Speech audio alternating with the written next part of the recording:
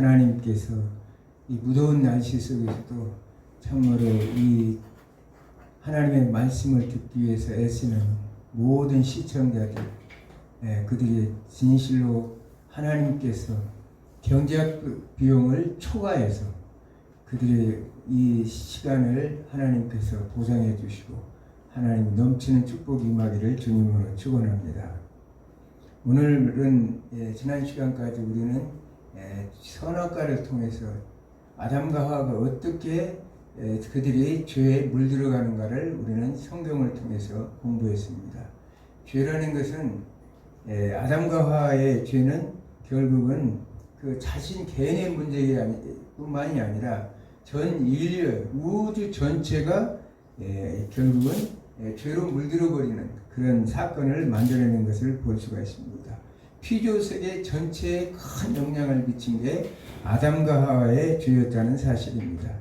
이처럼 이제 이 아담과 하와의 범죄함으로 인해서 하나님 나라의 질서가 무너지고 이 여기에 수반되는 죄와 사망과 고통과 어둠이 서서히 몰려오기 시작했다는 사실입니다. 하나님의 형상으로 창조된 아담은 그 하나님의 형상을 상실한 이후에 죄로 인해서 지성과 감성이 어두워지고 도덕적 판단과 윤리적인 그 모든 것들을 상실하게 되었습니다. 그래서 죄의식과 함께 죄에 의해서 시달리는 죄의 종이 되어버린 존재가 되었다는 사실입니다. 그러므로 인해서 이 그 아담과 하와의 죄는 자신을 다스릴 피조물들이 자신은 다스려야 될 사람이 오히려 피조물을 섬기는, 오늘날 또 보면 피조물을 섬김으로 인해서 우상을 숭배하는 일들이 너무나 많죠. 근본적으로 그런 존재가 되었다는 거예요. 하나님의 통치권을 위임받은 자로서 모든 피조물들을 다스려야 되는데 그렇지 못하고 결국은 그들을 섬기는 존재가 되어버렸다. 거꾸로 하나님 나라의 창조적 질서가 뭡니까? 하나님이 제일 먼저 제일 위에 하나님이 계시고 사람이 그 다음에 통치권자로서 하나님께서 위임을 받았고 그 밑에 자연 만물이 하나님의 그 이 통치권의 대리자로서의 인간의 통치를 받아야 될 사람들인데 존재들인데 결국은 어떻게 되느냐? 자연을 숭배하는, 사람 위에 자연이 있고 또 오늘날로 말한다면은 우리가 하나님의 말씀 위에서도 자연이 위에 서버리는 그런 이상한 존재가 되었죠. 이성이 말씀보다도 위에 서는 그런 존재, 세상이 되어버린 게 아담과 하와의 타락으로 인한 이 세상의 결과가 되었다는 사실을 우리가 알 수 있습니다. 결국은 하나님의 진노와 저주가 임하여 이제 낙원에서 추방되어 하나님과의 분리가 되었고 영원한 생명으로 가야 될 존재들이 이제는 그들에게 사망이 오고 또 모든 피조 세계가 죄와 고통으로 받게 되었다는 사실을 알 수 있습니다. 그러므로 인해서 죄는 인간으로 하여금 자기를 내세우고 하나님을 대적하여 자신의 독자적인 세계를 구축하는 정치적 성질을 가지고 있다. 정치적 성질을 가지고 있다. 죄는 하나님과 대적함으로 자신이 독자적인 세계를 갖추는 정치적 성질을 가지고 있다고 성경은 말하고 있습니다. 그러면서 하나님을 떠나 물러가고 하나님과 사람 사이를 갈라서게 하는 이렇게 멀어지게 하는 하나님과 사람과의 관계를 멀어지게 하는 관계적 성질을 가지고 있어요. 죄로 인해서 아담과 하와는 하나님과 관계가 멀어지고 우리 하나님의 창조된 인간은 하나님과 더불어 늘 교제하며 하나님으로 더불어 영광을 돌리며 살아가는 존재가 되었는데 그 관계가 멀어짐으로 해서 관계적 성질을 가지고 있다는 사실입니다. 그리고 하나님의 은혜를 알지 못하고 하나님께 감사하지 아니하며 불경건하여 하나님으로 만족하지 아니하고 탐욕에 사로잡혀 돈과 쾌락을 좋아하며 무정하고 무자비하며 각종 악을 행함으로 인해서 불우한 존재가 되었다는 사실입니다. 이처럼 죄는 하나님의 은혜를 거부하는 거예요. 하나님의 주시는 은혜를 거부하고 자기의 독자적인 세계를 구축함으로 인해서 불우하고 악을 행하는, 그러므로 인해서 이런 점에서 보면 죄는 윤리적 도덕적인 것을 성질을 가지고 있다고 생각할 수가 있습니다. 그러므로 해서 창세기 3장과 4장 6장으로 보면 죄로 인해서 하나님과의 관계 또는 이 사람과의 관계, 자연 만물과의 관계가 완전히 왜곡되어 버리는 거예요. 하나님 나라는 뭐냐? 하나님과 사람과 자연 만물의 관계가 질서 있게 그 모든 것들을 잘 조화를 가지고 질서와 조화를 이루어 나가는 것이 바로 하나님 나라예요. 하나님 나라의 법칙이고, 오늘날도 이 질서가 깨져버렸죠. 지난번에도 얘기했지만 우리가 이성이 지배하는 그 시대, 그 계몽주의 시대를 맞이하면서 이성이 하나님의 말씀 위에 서버리는, 그래서 오늘날은 피조물이 오히려 그 하나님 위에 서고 또 피조물이 사람 위에 서는 그런 역사적인 그런 그 문화를 지금 만들어내고 있다는 거예요. 그게 어떤 문화냐? 하나님을 대적하는 사탄의 문화라고 했어요. 사탄은 끊임없이 하나님 앞에 대적하고 하나님의 백성들을 하나님으로부터 관계를 끊으려고 애를 쓰고 이 세상 피조물들을 다스려야 할 존재를 피조물을 섬기는 존재로 만들어내는 것이 바로 사탄의 계략이라는 사실을 우리가 알 수가 있습니다. 그러면 오늘은 죄의 종이 된 인간들에게 가장 먼저 온 것은 무언가? 두려움과 수치라는 사실을 성경은 우리에게 가르치고 있습니다. 원래 하나님께서 하나님의 언약적 축복은 아담과 하와를 통해서 예배의 축복과 또 가정의 축복과 노동의 축복과 또 안식의 축복을 주셨다고 말씀하셨죠. 이런 것들이 이 죄로 인해서 하나하나 이제 오늘부터 이제 해나갈 텐데 하나하나 깨져나가는 것을 봅니다. 하나님께서는 그렇게 하나님께서 이 축복을 약속하셨는데 인간의 죄로 인해서 이 모든 약속들이 하나하나를 깨져나가는 상태를 우리가 알 수 있습니다. 창세기 3장 7절에서 10절까지 한번 읽어보겠습니다. 7절에서 10절이요? 예, 7절에서 10절. 이에 그들의 눈이 밝아져 자기들이 벗은 줄로 알고 무화과나무 잎을 엮고 치마로 삼았더라. 그들이 그날 바람에 불 때 동산에 거니시는 여호와 하나님의 소리를 듣고 아담과 그의 아내가 여호와 하나님의 낯을 피하여 동산나무 사이에 숨은지라. 여호와 하나님이 아담을 부르시며 그에게 이르시되 내가 어디 있느냐?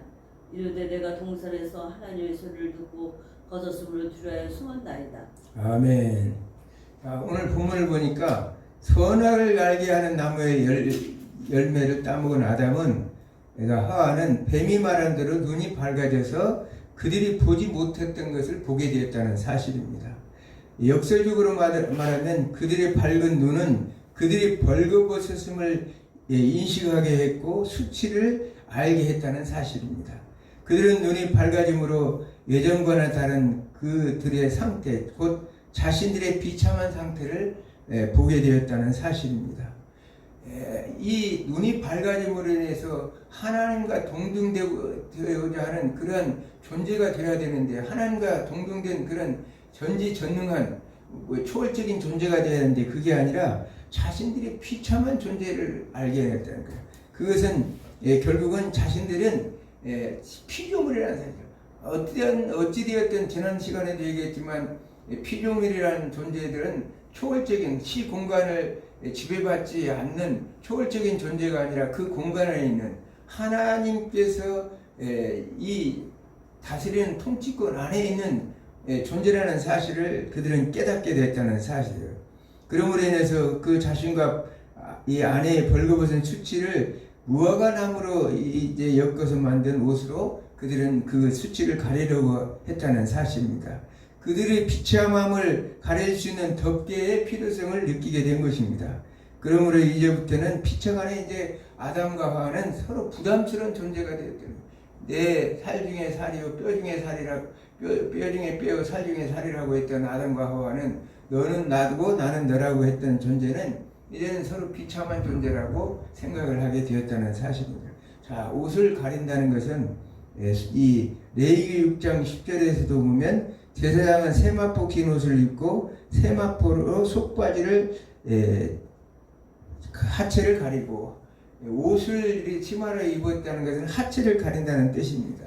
하체는 이 성기를 얘기하는데 죄의 장소, 성경에서는 그것을 죄의 장소로 얘기하고 있다는 거예요. 하체를 가렸다는 것은 죄의 장소를 얘기해요.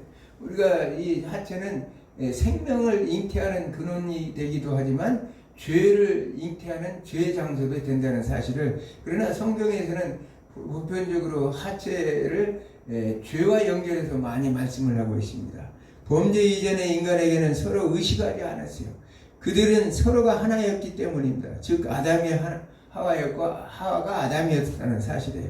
우리가 창세기 2장 25절의 말씀처럼 아담과 그의 아내 두 사람이 벌거벗었으나 부끄러워하지 아니하니라 이렇게 말하는 걸로 봐서 그 당시 죄가 오기 전에는 스스로를 결과적으로 그 의식하지 않았다는 거예요. 그들의 생각은 동일하게 하나님께 주신 사명을 감사하며 하나님과 아름다운 관계를 가지고 하나님께 영광을 돌리는데 모든 삶이 있었다는 사실입니다. 그러나 이제는 서로를 의식하고 지배하는 관계가 이루어졌다는 사실입니다. 우리 모든 죄인들은 인간은 두 사람만 있으면 바로 우열을 가리고 서로 네가 높네 내가 높네 네가 잘하네 내가 못하네 그것이 인간의 본성인 것처럼 오늘 아담과 하와가 그런 존재가 되어버렸다는 사실입니다. 더구나 그들은 하나님의 음성을 듣고 낯을 피하여 나무 사이에 숨어버림으로 스스로 하나님으로부터 멀어져 가는 것을 봅니다. 계시록 창세기 3장 8절 한번 읽어보겠습니다. 창세기 3장 8절. 그들이 그날 바람에 불 때 3장 8절. 3장 8절. 예. 그들이 그날 바람에 불 때 동산에 거니시는 여호와 하나님의 소리를 듣고 아담과 그의 아내가 여호와 하나님의 낯을 피하여 동산나무 사이에 숨은지라. 아멘. 자, 아담과 하와는 예배를 통해서 하나님 앞에 나아가서 기뻐하며 교제하며 하나님의 백성으로서 자신의 정체성을 확립하면서 살았던 존재들입니다. 그래서 무엇보다도 그들은 하나님의 모든 주신 이 창조물들을 통해서 창조들을 찬양하면서 그의 주신 큰 덕에 영광을 돌리며 살던 존재들입니다. 그래서 우리가 예배라는 것은 뭐냐? 예물을 드린다는 구약의 코르반이라는 뜻은 하나님 앞에 가까이 가다는 뜻이에요. 그래서 우리가 이 아담과 하와는 범죄로 인해서 하나님과 관계가 끊어짐으로써 예배의 기능을 상실해 버렸다는 사실이에요. 예배의 기능을 상실함으로 인해서 결국은 처음 하나님께서 예배를 통하여 하나님과 함께 더불어 교제하며 사귐과 하나님과 가까이하고 영광을 돌렸던 그 관계가 완전히 무너지고 이제는 하나님과의 관계가 멀어졌다는 사실입니다. 하나님의 낯을 피하는 존재가 되어버렸어요. 그래서 하나님으로부터 스스로 멀어지는 존재가 되었다는 사실을 우리가 알 수 있습니다. 3장 9절에서 10절에 보니까 여호와 하나님이 아담을 부르시며 그에게 이르시되 내가 어디 있느냐 이르되 내가 동산에서 하나님의 소리를 듣고 내가 벗었으므로 두려워하여 숨었나이다 이렇게 말해요. 즉 하나님으로부터 멀어지니까 그 아담과 하와에게는 두려움으로 가득 차버렸다는 거예요. 죄가 그들에게 벗은 것을 알게 하는 수치를 느낀과 동시에 그들은 하나님으로부터 이 하나님을 만나는 그 자체가 두렵다는 사실이에요. 그 당시에 동산에서 죄에 있기 전에는 아담과 하와가 동산에서 하나님과 같이 거닐면서 하나님과 교제하면서 그 하나님의 낯을 두려워하고 피한 것이 아니라 하나님과의 더 가까이 가려 했던 존재들. 우리가 오늘날 신앙생활도 마찬가지예요. 죄가 이렇게 관영할 때 우리의 마음속에 죄가 가득할 때는 어쩐지 교회에 나와서 예배드리는 것도 피하게 돼요. 그러나 하나님께서 은혜로 충만한 성도들은 어찌되었든 교회에 나와서 하나님 앞에 예배하고 찬송하고 찬양하는 걸 즐거워하게 돼 있어요. 하나님의 은혜로 가까이 더 가기를 원합니다. 그런데 오늘 아담과 하와는 그렇게 하지 아니하고 하나님의 낯을 피했다는 것이고 두려워했다는 사실. 하나님의 두려워한다는 사실. 하나님의 은혜의 하나님이고 은혜를 주시기를 원하는 하나님인데 하나님을 두려워하는 그 자체가 죄라는 사실을 우리가 알 수 있습니다. 이미 하나님께서 창세기 2장 17절에 내가 먹는 날에는 정령 죽으리라고 말씀하신 근거에 의해서 우리는 죽음이라는 것은 무트라는 단어인데 히브리어로 무트, 이게 육적인 죽음도 있지만 여기서는 영적인 죽음을 말할 수가 있어요. 하나님으로부터 궁극적인 분리가 바로 죽음이라는 사실입니다. 이는 하나님의 은혜와의 단절을 의미하는 것입니다. 그래서 이 얘기는 바로 우리가 예배의 축복이 끊겼다는 사실을 성경 우리에게 가르치고 있는 것입니다. 그러므로 인해서 그 구약의 모든 지난날 이 하나님 앞에 나가기 위해서는 짐승의 피로 속죄 제물을 드려서 하나님께 나갔던 것을 봅니다. 우리는 오늘날 예수 그리스도 보혈의 피로 십자가의 죽으심을 통해서 우리는 하나님 앞에 주여 하고 하나님 앞에 이렇게 나갈 수 있는 이 막힌 담을 허물고 그 길을 열어주셨지만 아담과 하와는 범죄함으로 이제 그 예배의 기능이 상실되었다는 사실을 우리가 알 수 있습니다. 결국 그들은 하나님의 말씀을 거역함으로 낙원에서 쫓겨나게 되었습니다. 창세기 3장 22절을 보니까 여호와는 하나님의 이르시되 보라 이 사람이 선악을 알게 하는 일에 우리 중 하나와 같이 되었으니 그가 그의 손을 들어 생명나무의 열매를 따먹고 영생할까 하노라 하시고 여호와 하나님의 에덴 동산에서 그들을 내보내어 그의 근원인 땅을 갈게 하시니라. 이제 그들은 결국은 하나님 앞에 선악을 알게 하는 하나님과 같이 될까 해서 하나님께서는 그들이 생명나무 열매를 따먹지 못하겠다는 거예요. 하나님께서 우리가 잘 알다시피 요한계시록 22장에 보면 이 새하늘 새 땅에서 다시 우리 모든 구원받은 백성들이 생명나무의 열매를 따먹고 영생을 하는 그런 삶을 하나님께서 예배하신 걸 우리는 알 수 있습니다.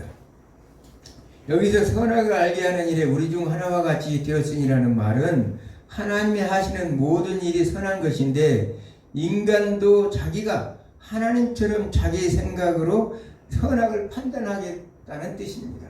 그래서 하나님께서 하시는 모든 일은 선한 일이고 하나님이 판단하시는 이게 선과 악인데 인간 스스로가 하나님처럼 나도 선과 악을 스스로가 자의적으로 판단하게 되었다는 사실입니다.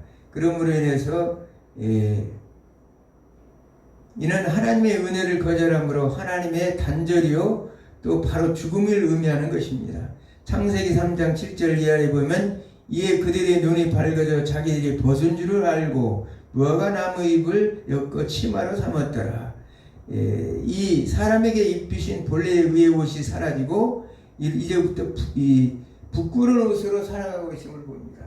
자, 나뭇잎으로 하나님이 주시는 의의 옷이 아니라 그들은 임시적인 나뭇잎으로 그 자신들을 이미 그들의 안에는 죄가 그 안에 다 들어있는데도 나뭇잎으로 가린다고 해서 그 죄가 가려지는 것 아닌데도 인간은 본성적으로 부끄러운 것을 가리려고 그 나뭇잎으로 그것을 옷으로 삼아서 가리고 있다는 사실입니다. 그러므로 이 성경이 이 부끄러움을 뭐라고 얘기하느냐? 수치라고 말합니다. 하나님께서 범죄한 후에 최초로 인간에게 온 것은 바로 이 부끄러움과 수치와 두려움이 왔다는 사실을 성경은 우리에게 가르치고 있습니다. 수치는 죄지은 인간들이 가진 최초의 모습입니다. 하등 동물들은 선악을 아는 지식이 없으므로 옷을 입지 않아요. 우리가 잘 알다시피 동물들 옷 입는 걸 못 봤죠. 그들에게는 선악을 아는 지식이 없기 때문에 결국은 옷 같은 걸 입을 필요가 없어요. 죄의 결과는 바로 부끄러움이라는 사실이에요. 그들에게는 부끄러움이 없죠. 왜냐하면 이 선악을 알게 하는 지식이 없기 때문입니다. 선악을 아는 지식이 우리에게 오는 형태는 우리가 벗었음을 아는 것이 바로 우리가 이 선악을 알게 된 우리 인간들에게 온 형태라는 사실을 우리가 말씀하고 있습니다. 즉 우리로 하여금 하나님과 사람 앞에서 부끄럽지 않게 행하는 모든 것을 제거당했다는 거예요.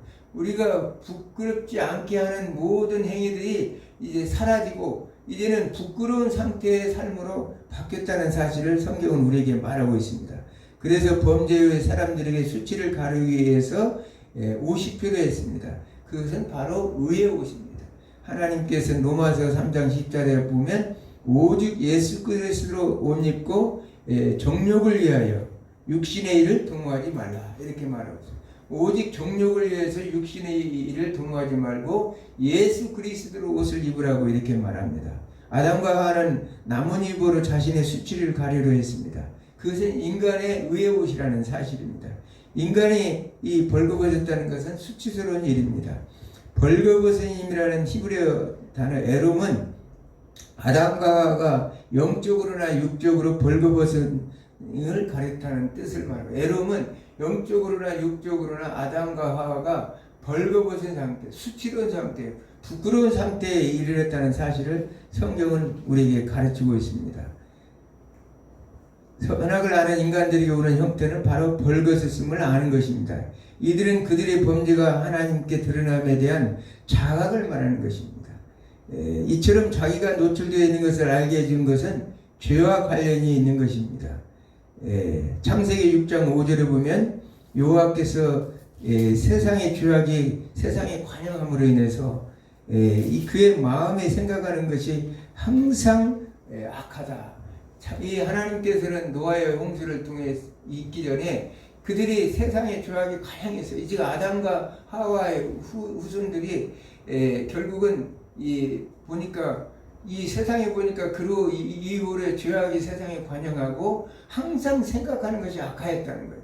그러니까 이 악이 죄가 우리의 몸과 마음, 영혼까지 뿌리 깊이 뿌려내린 것을 볼 수 있습니다.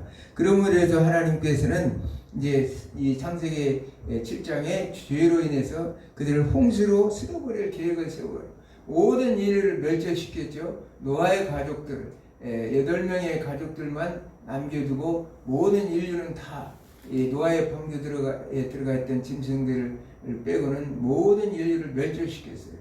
그래서 이제 그러면 멸절된 인류는 정말 이제 새로운 인류로서 창세기 9장 1절과 7절의 말씀처럼 생육하고 번성하여 땅에 충만해서 그렇게 살아야 되는데 그러지 못했다는 사실입니다. 오늘 본문을 통해서 우리가 알 수 있는 것은 그 후로 인간을 구원받은 노아의 가족은 창세기 9장 20절에서 21절 사이에 보면 농업을 시작하여 포도나무를 이제 심었습니다. 그가 포도주를 마시고 취함으로 인해서 장막 안에서 벌거벗고 이제 누워 있었다는 거죠.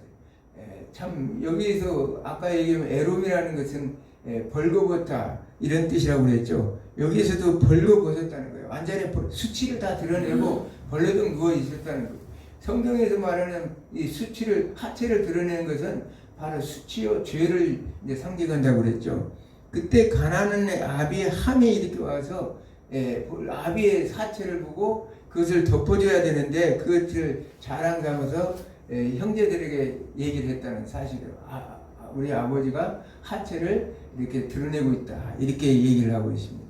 어떤 학자들은 이 함이 아비를 상관했다 이런 더 비약적인 말도 하지만 그것까지는 이제 생각할 수가 없고 어찌되었든 그 셈과 야벳은 아비의 하체를 보지 않고 바로 그 와가서 뒷걸음질로 와서 아비의 하체를 덮었던 것을 봅니다.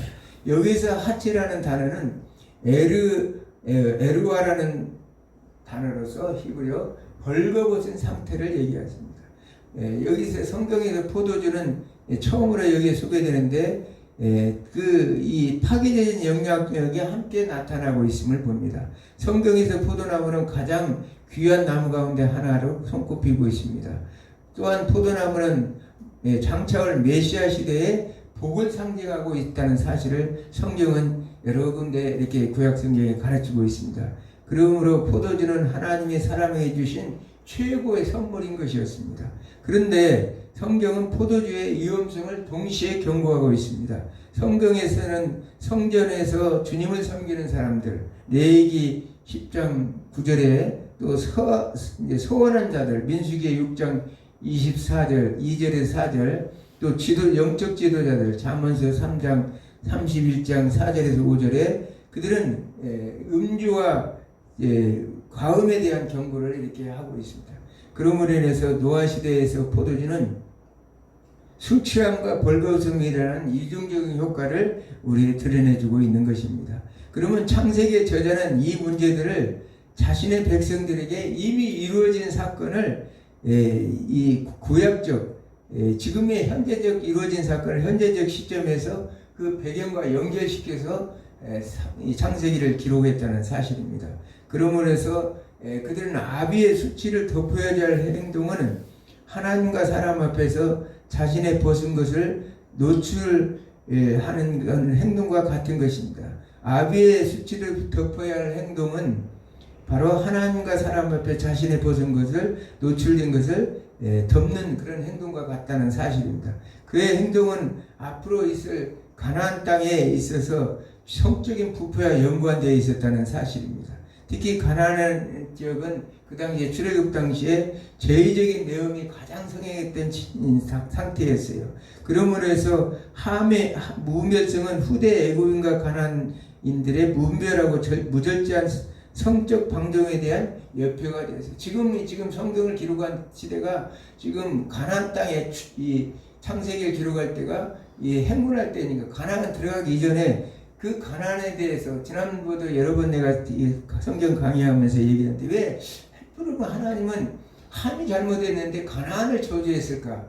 그런데 그 당시에 이 행군하는 사람들의 입장이 지금 가나안 족속을 향해서 행군하고 있기 때문에 그들을 진멸해야 되는데 하나님은 죄악의 관여에 아브라함과 언약을 통해서 죄가 관여함으로 그들을 이제 해렘을 시켜야 되는데 징벌을 해야 되는데 진멸시켜서 하나님 앞에 바쳐야 될 백성들이기 때문에 그 이유를 설명하는 거예요. 창세기에 그들이 그 가나안의 아비 함이 이렇게 아버지의 하체를 덮지 않음으로 인해서 이 노아는 함에게 저주를 하게 되죠. 그러므로 인해서 그 저주가 결국은 이 지금 오늘날 이스라엘 백성들이 출애굽 과정에서 이해할 수 있는 사건을 이해할 수 있도록 그 배경을 설명하고 있다는 사실을 우리가 알 수 있습니다. 노아가 가나안을 저주한 것은 장차 가나안인 사람들이 지을 죄에 대하여 하나님의 언도를 반영하였다고 얘기할 수 있는 거예요. 하나님께 앞으로 그들의 이 노아가 함에게 저주한 것은 가나안에게 저주한 것은 함의 아들 가나안 족속들이 앞으로 있을 죄악의 관영과에 대해서 하나님의 언도를 나타내는 말씀이라고 성경은 말하고 있는 것입니다. 그러므로 하나님께 나아가는 자는 자신을 가리기 위하여 세마포 옷을 입어야 하는 것입니다. 출애굽기 28장 42절에서 43절 제가 읽겠습니다.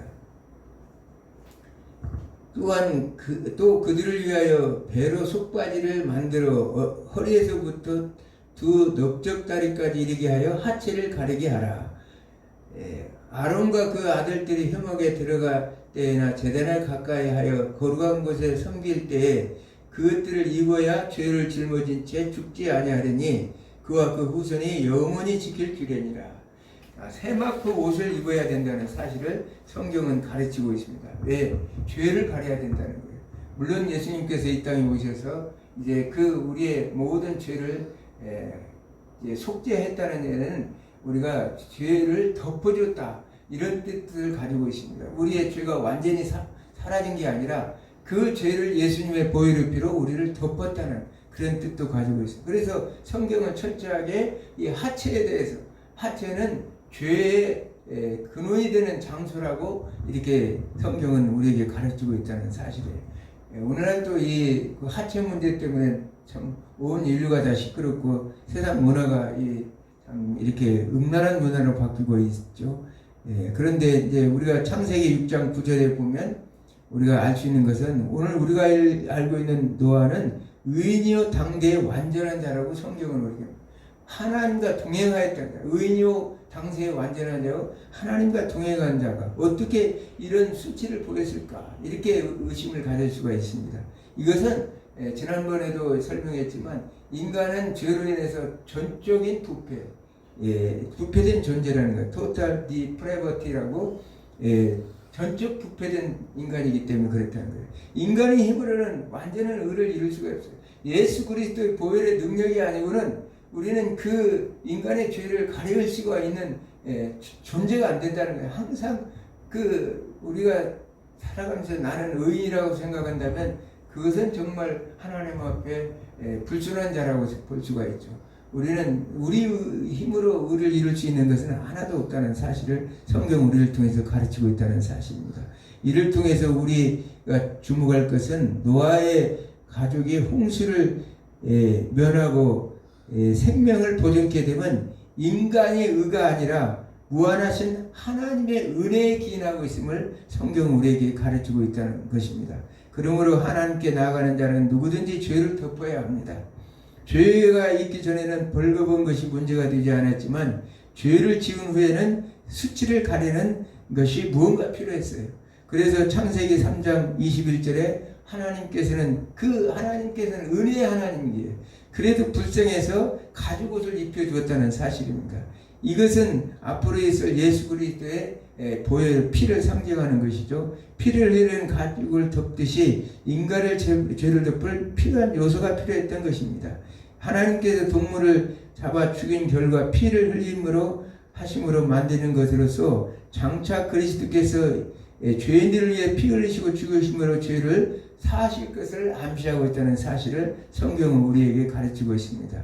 아담의 범죄로 인하여 야기된 부정적인 요소, 즉 죄와 사망, 저주, 수고, 고통은 그리스도께서 죽으심으로 부활하심으로 제거하시고 대신 새로운 은총을 주셨음을 우리가 알 수 있습니다. 그러므로 로마서 고린도전서 14장 45절에 보면 아담은 산 영이나 그리스도는 살려주는 영이라 이렇게 말씀하고 있습니다. 우리는 주님이 요한계시록 16장 15절의 말씀 보면 보라 내가 도둑같이 오리니 누구든지 깨어 자기 옷을 지켜 벌거벗고 다니지 아니하며 자기의 부끄러움을 보이지 않는 자가 복이 있다. 누구든지 깨어 지켜 자기 옷을 지켜 벌거벗고 다니지 아니한다. 우리가 세상을 살아가면서 하나님의 말씀의 의의 옷, 말씀의 옷을 입고 살아야 되는데 그 말씀대로 행하지 않고 부끄러움, 수치를 드러내는 자는 하나님께서 복이 없다고 이렇게 말씀하고 있는 것입니다. 성경은 계속적으로 수치를 가리는 옷에 대해서 이렇게 말씀하고 있습니다.